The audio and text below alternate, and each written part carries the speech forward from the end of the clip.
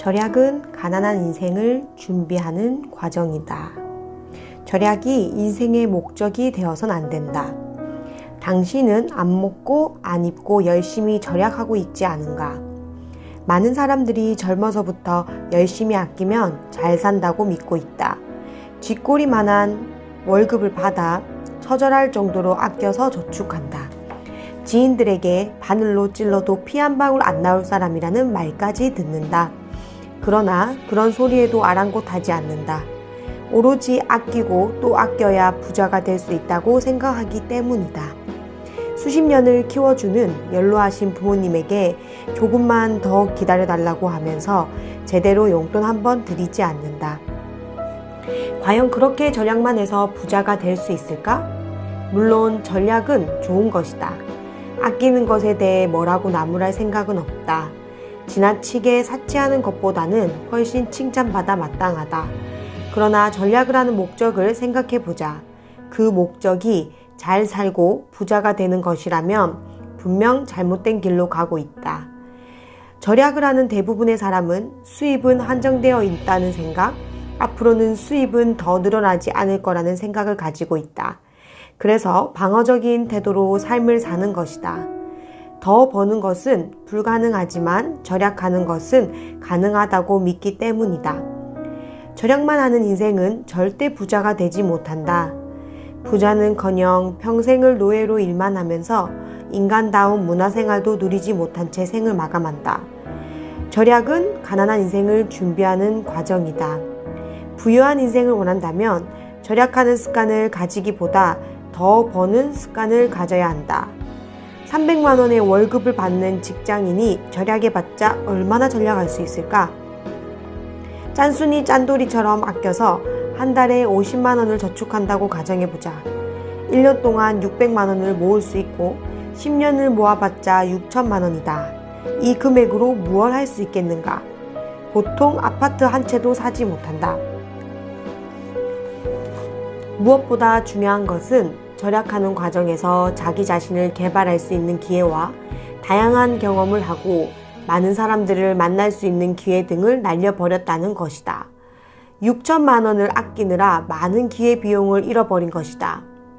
절약을 미덕으로 아는 사람들은 가장 가치가 높은 것이 기회비용이라는 점을 인식하지 못한다. 내빌 고다드는 상상의 힘에서 이렇게 말한다.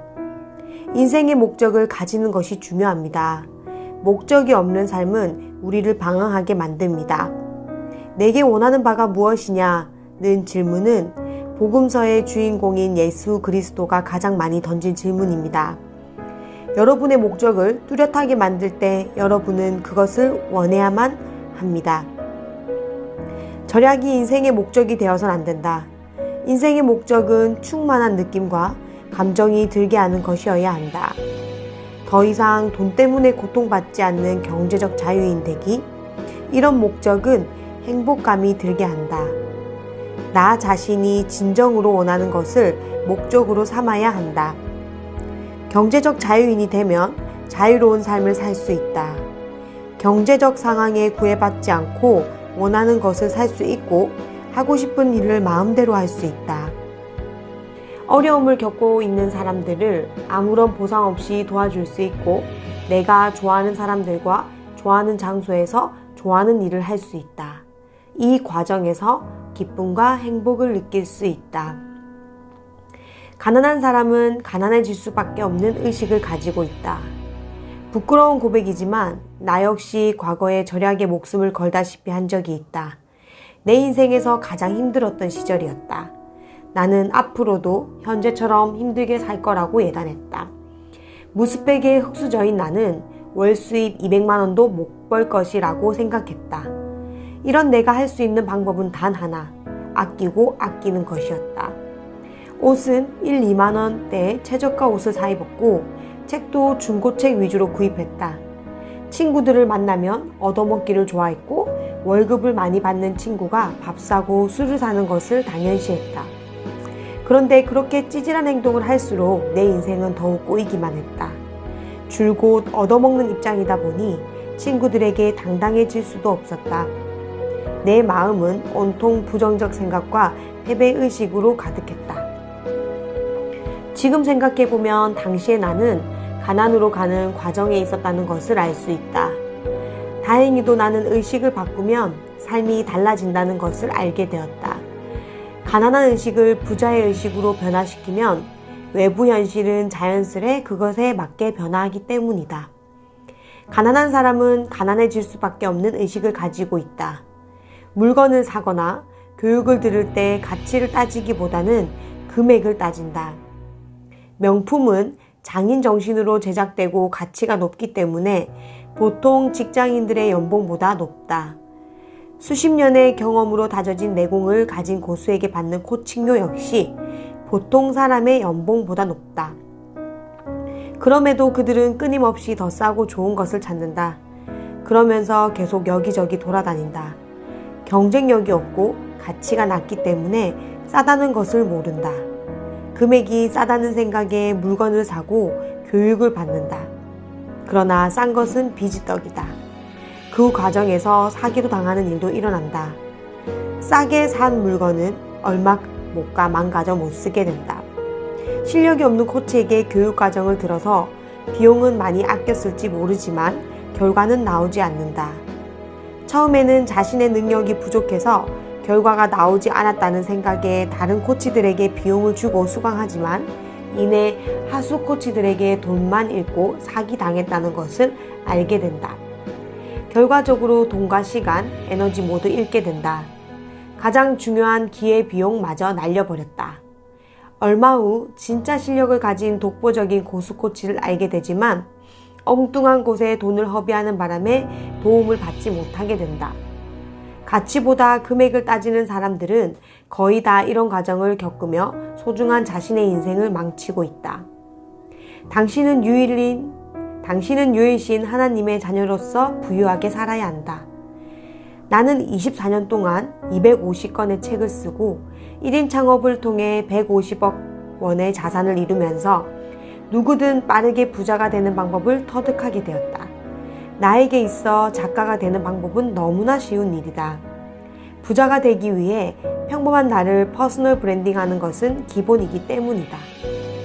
나의 의식은 책 쓰는 법을 초월하여 돈 버는 법에 가 있다. 그래서 누구든 나를 찾아오면 빠르게 삶이 개선되고 경제적 자유인이 될 수 있다. 다음은 내가 생각하는 빠르게 부자가 되는 방법이다. 첫째, 자신이 하고자 하는 그 분야의 최고의 전문가에게 배울 것. 둘째, 내 이름으로 된 책을 펴내 퍼스널 브랜딩 할 것.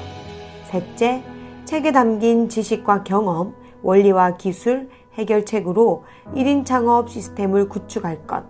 넷째, 온라인 마케팅 하는 방법을 배울 것. 다섯째, 유튜브 채널 개설하여 1인 크리에이터로 활동할 것. 이 5가지 방법을 그대로 실천하면 된다. 나는 이 방법으로 그동안 수많은 사람을 성공시켰고 그들을 경제적 자유인으로 만들어 주었다. 물론 이 5가지 방법은 개괄적인 것이다.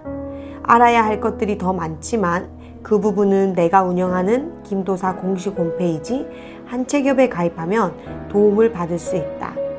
현재 많은 사람들이 정식으로 수강료를 내고 책 쓰는 법과 1인 창업하는 법에 대해 배우고 있다.